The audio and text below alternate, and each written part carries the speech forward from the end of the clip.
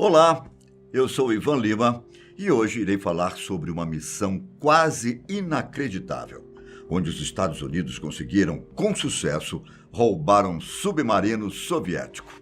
E nossa história começa logo após a Segunda Guerra Mundial, quando se iniciou uma disputa muito famosa, a Guerra Fria.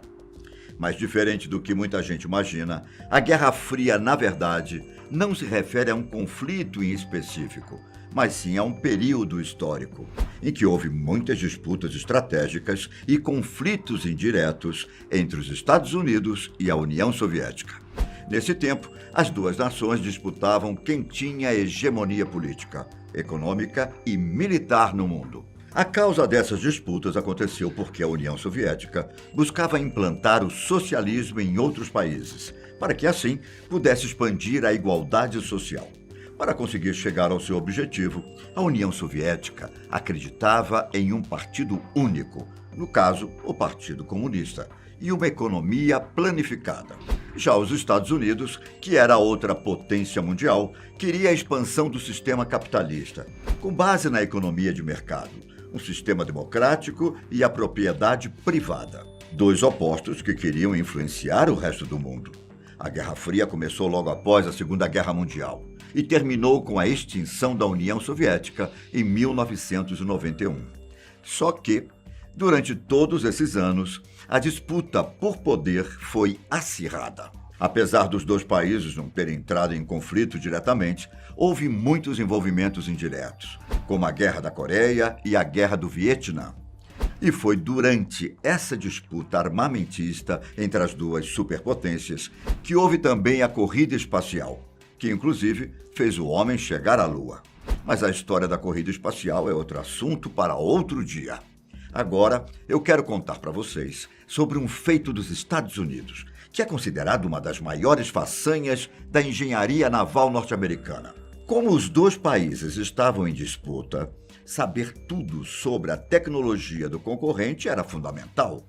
Por isso, conseguir ter acesso a um submarino da União Soviética poderia dar uma pequena vantagem aos Estados Unidos.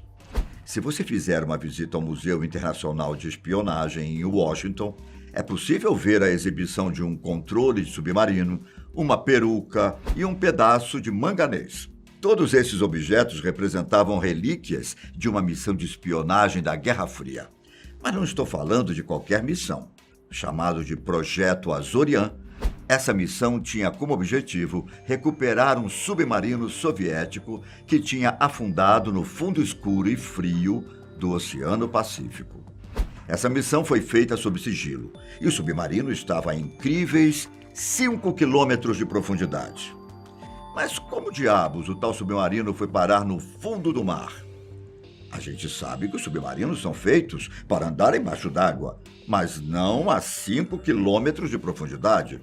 O fato é que, em março de 1968, o submarino soviético K-129, que carregava mísseis balísticos, desapareceu sem uma explicação plausível.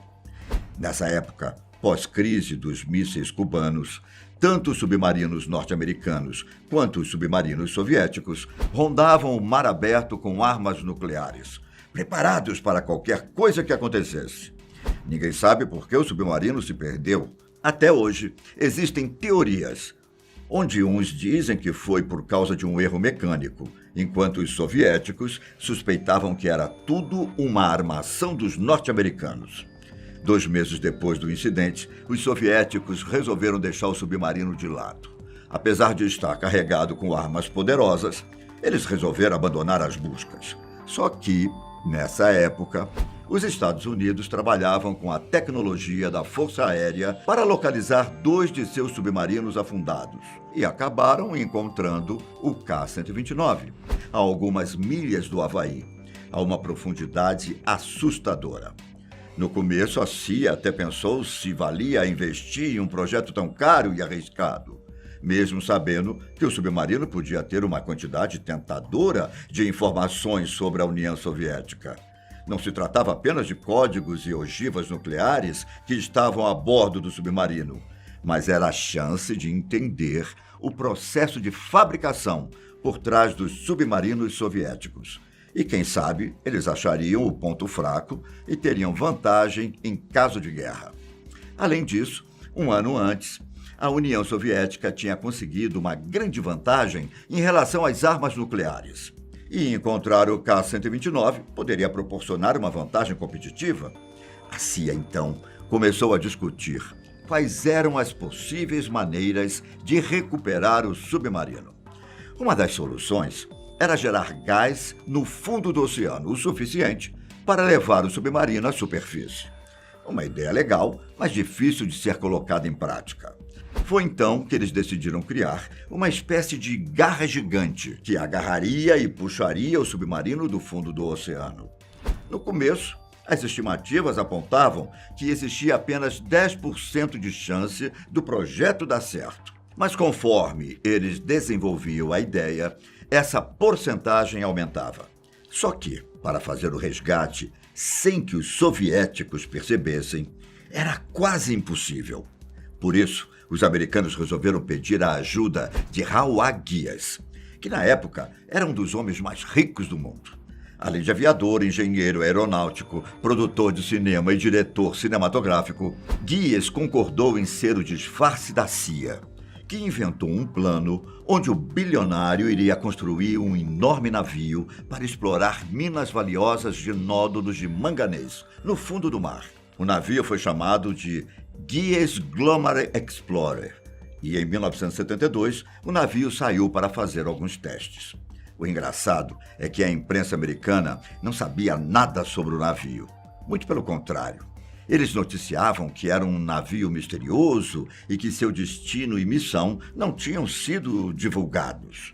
Depois, o navio navegou até a Califórnia, onde foi carregado com equipamentos. Enquanto isso, a garra que iria capturar o submarino estava sendo construída. Em 1974, finalmente, a garra passou a fazer parte do navio. E no verão desse ano, o navio finalmente partiu para o local onde faria o resgate do submarino soviético.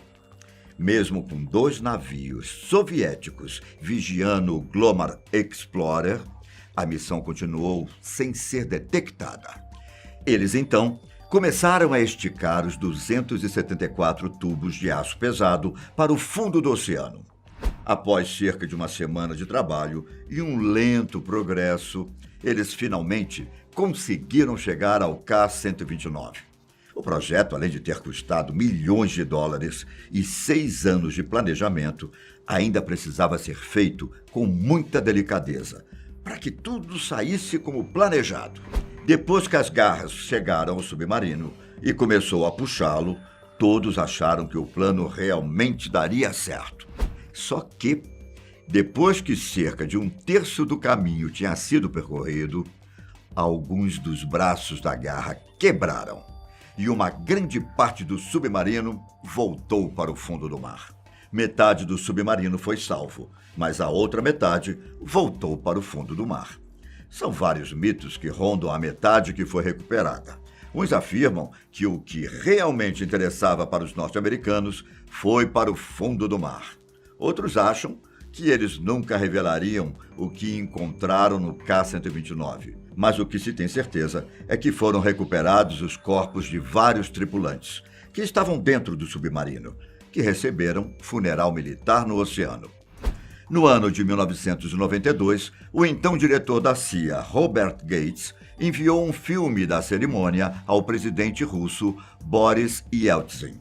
Segundo o New York Times, uma parte do submarino foi capturado, mas sem os mísseis ou compartimento que informasse aos americanos os códigos de operação dos soviéticos.